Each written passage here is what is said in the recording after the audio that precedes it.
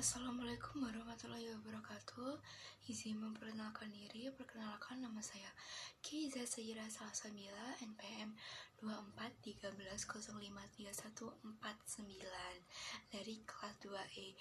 Di sini saya akan memaparkan tentang resume saya dari buku Filsafat Politik karya Henry Nismet, bagian 2, yaitu tentang filsafat politik kuno.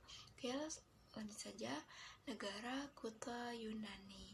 Pemikiran politik berawal di Yunani kuno, di mana sistem pemerintahan demokratif pertama kali dibentuk dan dipraktikkan. Nilai kebebasan, keadilan, dan peran individu diakui menjadikan dasar peradaban Barat. Inti pemikirannya menempatkan manusia sebagai makhluk politik, partisipan dalam urusan publik, serta individu yang rasional dan moral. Bangsa Yunani ini menyadari bahwa kontribusi utama individu adalah pengembangan kepribadian, sementara negara berperan dalam mengarahkannya menuju penyempurnaan diri. Next, selanjutnya, pemikiran prapolitik. Pemikiran filsafat Yunani berkembang dari kajian alam antropologi pada abad ke-5 sebelum Masehi. Perdebatan Heraklitus dan Parmenides mendorong fokus pada manusia sebagai makhluk sosial dan politik. Socrates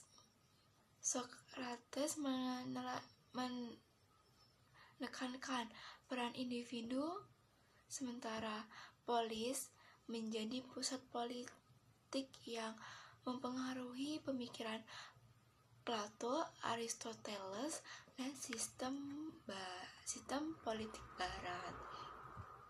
Lalu, negara kota Athena. Demokrasi Yunani mencapai puncaknya di Athena pada abad ke-5 sebelum Masehi. Selama masa ke-6 Perikles, polis atau negara kota menjadi unit pemerintahan utama, dengan Athena sebagai pusat pemikiran politik dan intelektual yang berpengaruh bagi peradaban Barat. Polis menggabungkan kota dan perdesaan serta beroperasi secara independen dengan kontribusi dan hukum sendiri. Karena ukurannya yang kecil dan sistem pemerintahan langsung, warga memiliki peran aktif dalam politik.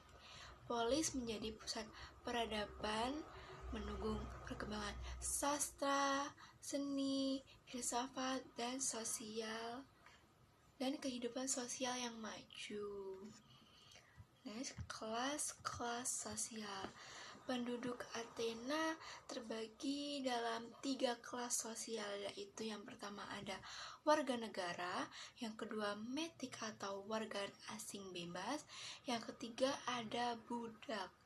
Yang pertama, warga negara itu ada sekitar 160.000 orang memiliki hak politik, tetapi tidak termasuk untuk perempuan.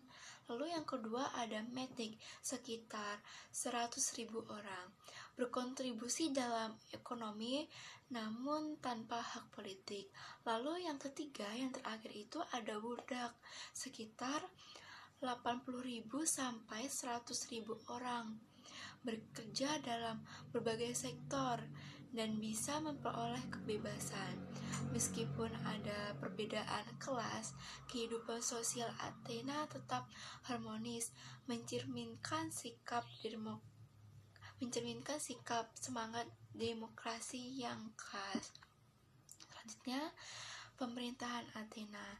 Demokrasi Athena melibatkan partisipasi langsung warga negara dalam pemerintahan melalui assembly atau Persia. Lalu ada konsul atau boule dan mahkamah. Assembly sebagai badan legislatif memberi keputusan atas kebijakan. Lalu sedangkan konsul yang terdiri dari 500 anggota menyiapkan agenda dan mengolah administrasi. Mahkamah terdiri dari hakim rakyat tanpa profesionalisme hukum. Jenderal atau strategos memiliki peran penting dalam politik dan militer. Athena juga menerapkan astracisme untuk mencegah kekuasaan berlebih dengan cara mengasingkan tokoh politik tertentu. Lalu selanjutnya, negara kota Sparta. Sparta adalah negara kota Yunani yang menekankan militerisme, disiplin ketat, dan stabilisme politik melalui sistem oligarkis. Penduduknya terbagi dalam 3 kelas, yaitu ada Spartan atau penguasa, Periosi atau pekerja bebas, dan Helot budak. Pemerintahannya terdiri dari 2 raja, yaitu Ephores, penguasa sejati, konsul, dan assembly, terbatas pada voting. Sparta berhasil menciptakan kekuasaan militer yang dominan dan stabil politik, tetapi tidak berkontribusi pada perkembangan budaya atau peradaban Yunani. Kemudian ada kejatuhan Athena. Setelah kemenangan atas Persia pada 480 sebelum Masehi, Athena itu memimpin Liga Delian dan memperluas kekuasaannya secara ekspansif dan tidak demokratis. Eksploitasi sekutu serta kebijakan imperialistisnya memicu perang Peloponnesos pada 431 sampai 405 sebelum Masehi melawan Sparta. Konflik ini melapahkan seluruh Yunani, membuka jalan bagi penaklukan Makedonia. Kejatuhan Athena menjadi latar bagi pemikiran Plato dan Aristoteles. Cukup sekian resum yang dapat saya sampaikan dari buku Filsafat Politik karya Henry Nisbet bagian 2, yaitu tentang filsafat politik kuno. Dan saya akhiri, wassalamualaikum warahmatullahi wabarakatuh.